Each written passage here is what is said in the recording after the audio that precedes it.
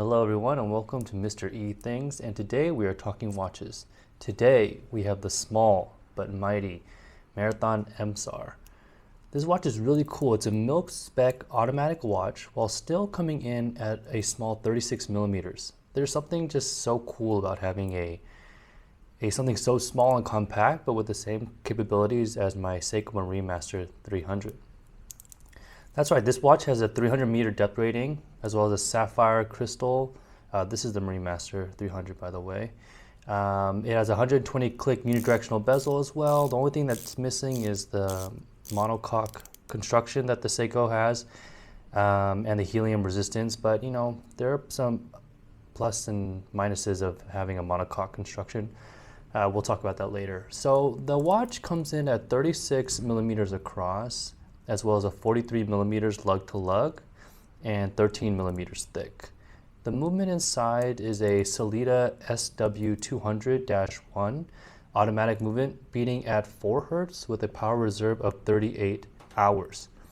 One thing I noticed when regulating the watch's movement was that there's like a circular lift spring around between the case back and the actual movement, which I will be willing to bet adds some shock protection to the movement. So that's pretty cool, probably part of that mil spec rating. Even with its small size, the dial is clean and easy to read. With Marathon's strong heritage of making military watches, it's no surprise that we get a field watch style face with applied tritium stick markers, as well as printed Arabic numerals making up the 12 and 24 hours.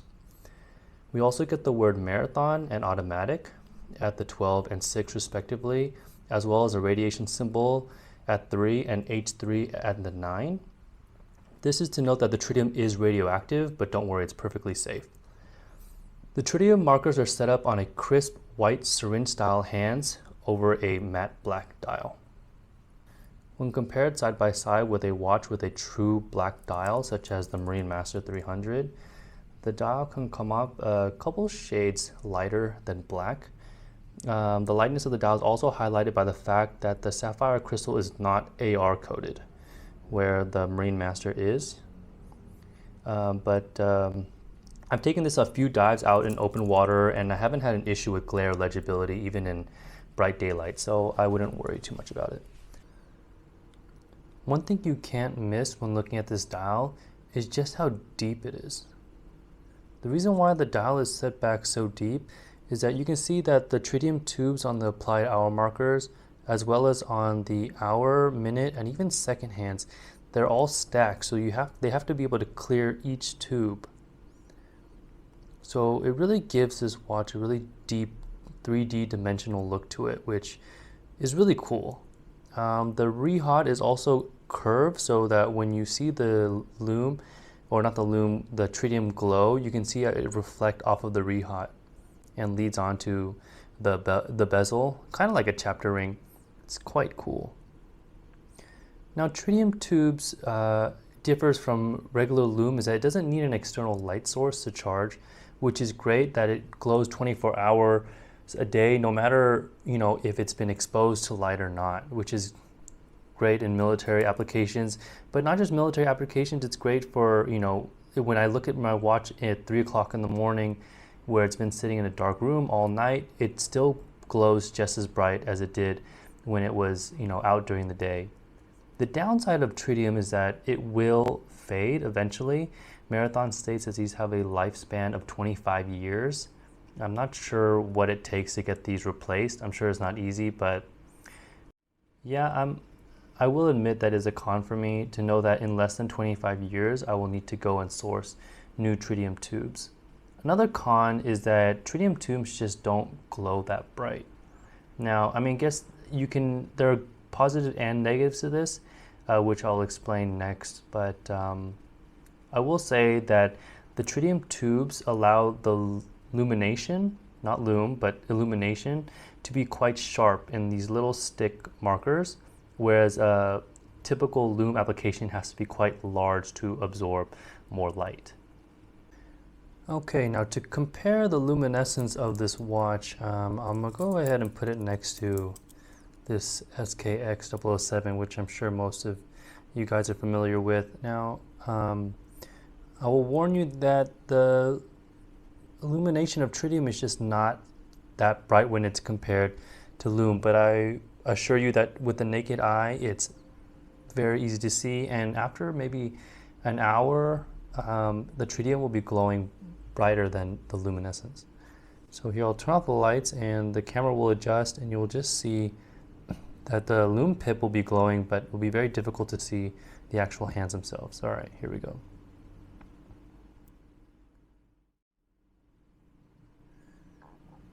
Okay, as the camera adjusts, you can see it's adjusting for the lume on the hands, but you can see that's having a tough time picking up the hands of the Marathon, the tritium hands. If I shine a UV light on it, it will you'll see like the tritium will react to the UV light and it's gonna really glow, but that's obviously not how you're gonna see it, on your own. It's really hard to capture on video, but really the tritium is not as dark as it seems in the video. When I was first thinking about getting this watch, it troubled me too, since I'm spoiled by the lume on the Seikos. But no, I really enjoy the lume. It's not overwhelmingly bright. It's just like, it's just readable, which is, all you can really ask for. Or maybe I'm making excuses for it. Anyways, on the next part. One last thing about the watch face is that we actually also have a date window here at the 4:30. Even though it's a white background with black lettering, it really disappears from the view. I don't really notice it most of the time unless I'm looking for it, which is quite nice. It's really unobtrusive. It doesn't take away one of my hour markers.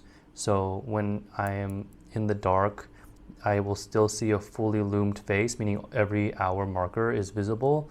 Unlike in the last video, I talked about how I didn't like how my date window takes away one of my hour markers when it comes to illumination at night. So I really do appreciate that as well about the Marathon. Some people may have issue with the use of tritium and the fact that it won't glow as bright as lume. But a nice feature of tritium is that it allows the hour markers to be very thin and at the same time easy to see. If we had a comparable strip of lume, the same size as that tritium, it really wouldn't be as effective. Similar to what you'd find on like a dress watch. I have a theory about the use of tritium on military style watches. No, I never served in the military, but I know that when I'm out on the deck of a dive boat and I walk into an interior room, my watches with lume, such as the Marine Master, will glow as bright as a torch, which I can imagine isn't ideal in those tactical situations. I remember one time being late to a movie, and when I went into the movie, I had to cover my watch because the lume was so bright. Let me see if I can show that real fast. I'll have some more lume shots later. But if I turn down my lights, you can see just how bright the lume is. Well, let me charge these both. Tritium does capture the UV lights really well, but you'll see once I pull the light away, it's gone. And so you can see just how bright the Marine Master is glowing compared to the tritium, which almost you can't really see, but trust me, in real life, I've never had a problem reading this dial in any lighting. Now, following this theory, on a disappointing note, the lume pip, while being my favorite inverted triangle, is a lumed pip.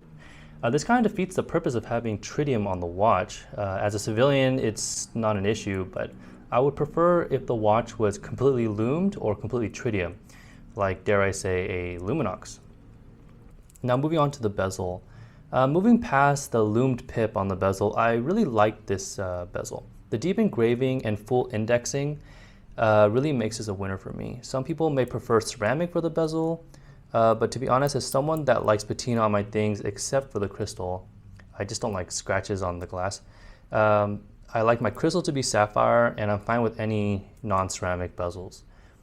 Even though the watch is small, the large grooves on the bezel make it extremely easy to manipulate in all conditions, wet, gloved.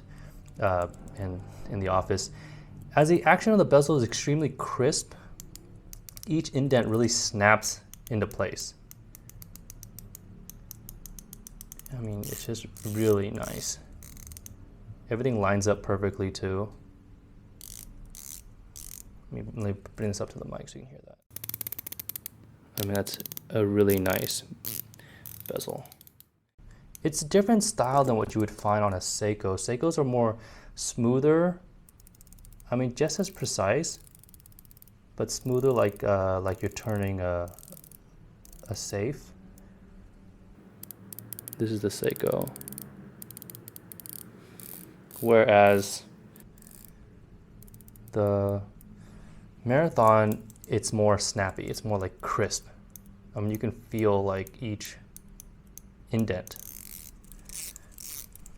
Yeah, I mean, I like both. Just different flavors, but they both work great for me.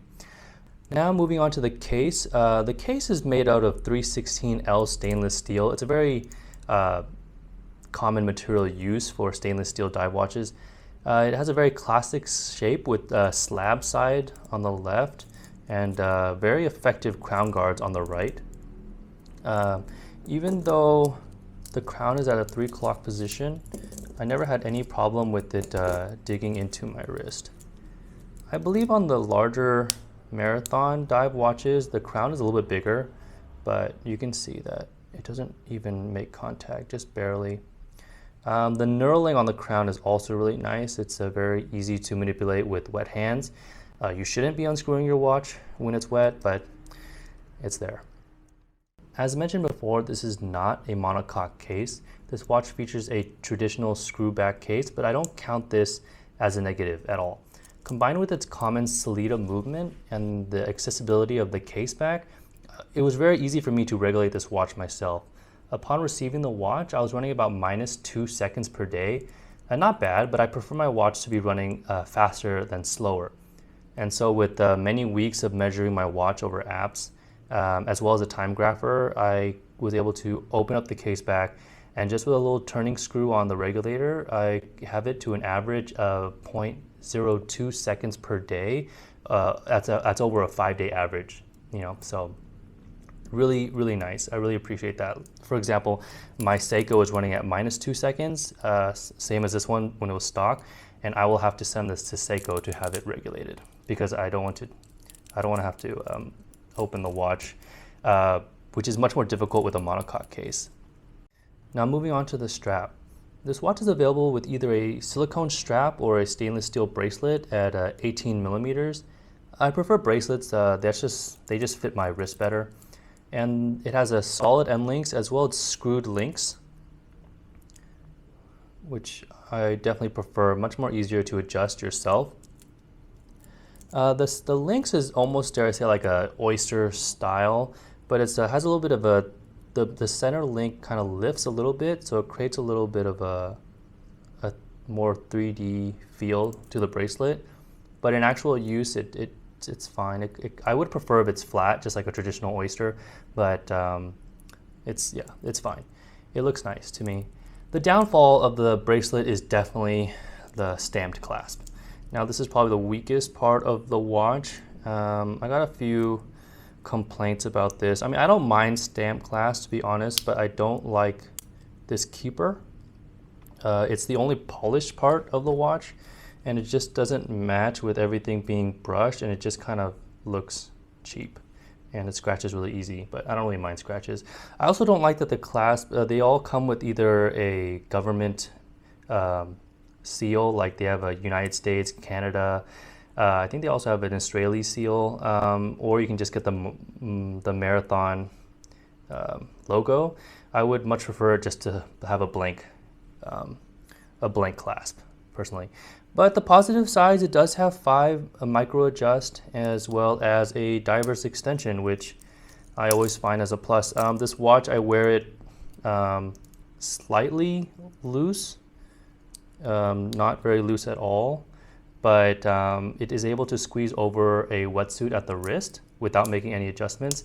But if I extend my diver's extension, it works perfectly if I wear it over my glove and my wetsuit. So This is a really great watch overall. I mean, it just really disappears on the wrist. It's really comfortable. And dare I say, I've been wearing it more than my Marine Master, no lie.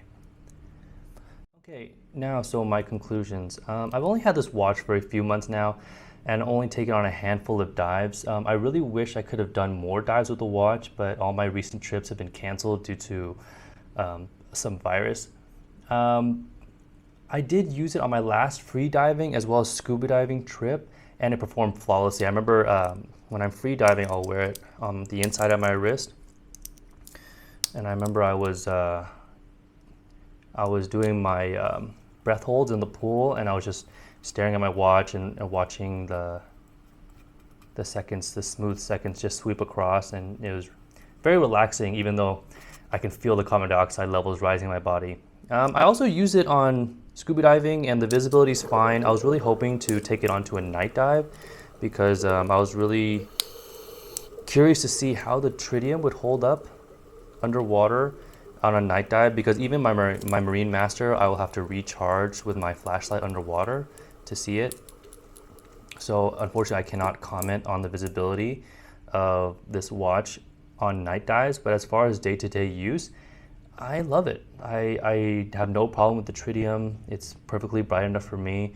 I really love the look of this watch and the feel of this watch. And when I first got it, maybe I thought it was a little small, but I don't know if I'm going into a vintage watch phase, but I really like smaller watches. I'll compare it with the Marine Master again so you guys can see. I mean, now when I put on my Marine Master, it just feels huge. Here's also a comparison with a Seiko SKX.